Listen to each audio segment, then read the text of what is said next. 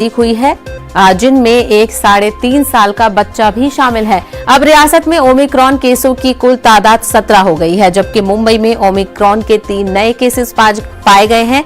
महकमा सेहत के मुताबिक मुंबई के 3 मरीज बिला तरतीब तंजानिया, बर्तानिया और जनूबी अफ्रीका नायरोबी से ताल्लुक रखते हैं। अब तक मुल्क में ओमिक्रॉन के 32 मामले दर्ज किए गए हैं।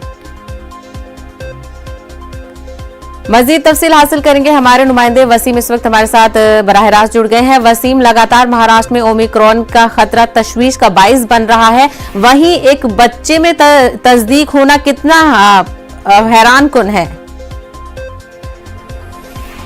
देखिए, ओमिक्रॉन को लेकर जिस तरह से पूरे दुनिया भर में एक बार फिर से नया हाहाकार मचा हुआ है, खास करके देखा जा रहा है, तो इससे देश भारत भी नहीं बचा हुआ है। लेकिन जहां तक पूरे हिंदुस्तान की बात करें तो महाराष्ट्र एक ऐसा राज्य है कि अक्सर देखा गया है कि मरीजों की संख्या सबसे ज़्यादा महाराष्ट्र के मुंबई में ही मिली है। अब तक के जो आंकड़े सामने आ रहे हैं वो सबसे चौंकाने वाले आंकड़े हैं। जो 17 ओमिक्रॉन के मरीज है वो अपने आप में एक बड़ा आंकड़ा है, और जिस तरह से मुंबई में इजाफा होता हुआ नजर साफ तौर पर भी दिखाई दे रहा है। अगर कल के आंकड़े की बात करें तो 7 ऐसे नए मामले सामने आए जो चौंकाने वाले मामले, और जिस तरह से एक्सपर्ट ये बता रहे थे कि इसका सबसे ज्यादा असर बच्चों पर भी हो सकता है, और ऐसे में 5 साल से भी छोटे बच्चे ओमिक्रॉन की चपेट में आ सकते हैं।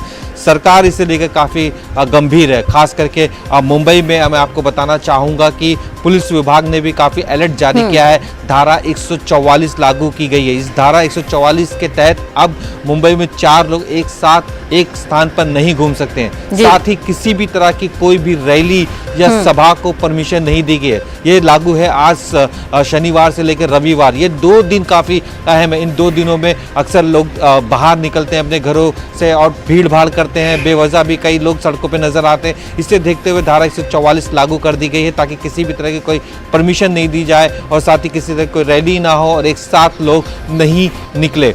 सबसे बड़ा सवाल अब भी महाराष्ट्र सरकार के सामने ये खड़ा हुआ है कि किसी भी तरीके से वो अंकुश लगाने में नाकाम होते हुए नजर आ रहे हैं, क्योंकि एक वजह यह है कि जो विदेशी सैलानी यहाँ पहुँच रहे हैं, पर्यटक यहाँ पे जो आते हैं, उनके लिए बाकायदा ऑब्जर्वेशन के लिए बहुत सारे इंतजाम जरूर किए गए हैं। जो केंद्र की जो गाइडलाइन है उसका भी कहीं ना कहीं पालन किया जाता है। इसके बाद जो महाराष्ट्र की गाइडलाइन है उसका भी पालन किया जाता है। इसके बावजूद भी ये जो नंबर से वो चौंकाने वाले नंबर से 17 अपने आप में एक बड़ा नंबर है। जिस तरह से नया वारंट सामने लोगों के आया हुआ है, और जिस तरह से सबसे बड़ी मुसीबत अब भी उनके लिए ये बनी हुई है कि जो एक मुंबई में आने वाले लोग या फिर महाराष्ट्र में आने वाले लोग हैं, वो दूसरे राज्यों से अगर इंटरनेशनल फ्लाई करके वहाँ उतरते हैं, उसके बाद वो मुंबई या फिर महाराष्ट्र के दूसरे जिलों की तरफ बढ़ते हैं। ये सबसे बड़ा मुसीबत का सबब बना है कि उन्हें किस तरह से ट्रैक किया जाए, क्योंकि ट्रैकिंग और टेस्टिंग जो सिस्टम है उस पर कहीं ना कहीं असर साफ तौर पे दिखाई देता है।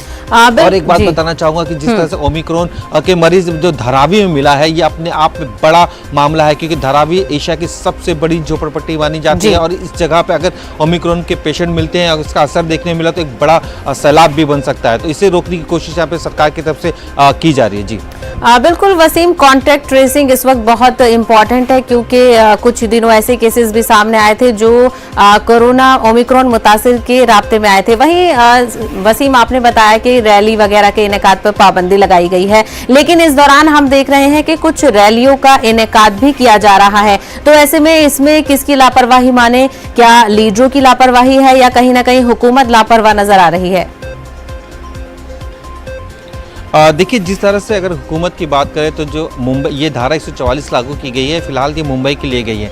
अलग अलग जिलों में अपने अपने तरीके से जो स्थानीय प्रशासन है वो अपना फैसला ले सकता है। लेकिन जिस तरह से अमरावती मालेगांव में जो घटना घटी थी, इससे पहले हमने देखा कुछ दिन पहले, और जिससे काफ़ी तनाव बढ़ा था, उससे सबक लेते हुए इस तरह की धारा 144 लागू की गई है, ताकि सैटरडे और रविवार ये 2 दिन ऐसे होते हैं जब अक्सर लोग अपने घरों में होते हैं। इसी दौरान बड़े फंक्शंस का आयोजन भी किया जाता है, कई सभाओं का भी आयोजन किया जाता है। जिस तरह से मैं आपको ये भी बताना चाहूँगा कि इससे पहले MIM की एक रैली होने वाली थी 26 तारीख को, उसकी परमिशन शिवाजी पार्क में उन्हें नहीं दी गई। लेकिन अब ये बताया जा रहा था कि 11 तारीख को उनकी एक रैली होने वाली है, तिरंगा रैली। अब ये भी कहीं ना कहीं खतरे में नजर आ रही है। इसकी साफ वजह यह है कि मुंबई पुलिस ने किसी भी तरीके की कोई सभा या रैली को परमिशन देने से मना कर दिया है। अब ये देखना होगा कि किस तरह से तिरंगा रैली MIM की निकल पाती है या नहीं निकल पाती है। सूत्र बता रहे हैं कि महाराष्ट्र के कई जिलों से यानी औरंगाबाद वगैरह से कई इलाकों से जो एमआईएम के कार्यकर्ता मुंबई की तरफ रवाना हुए। अगर इतनी भीड़ एक साथ यहाँ पे आती है तो दिक्कतें बढ़ सकती हैं और धारा 144 लागू करने के बाद काफी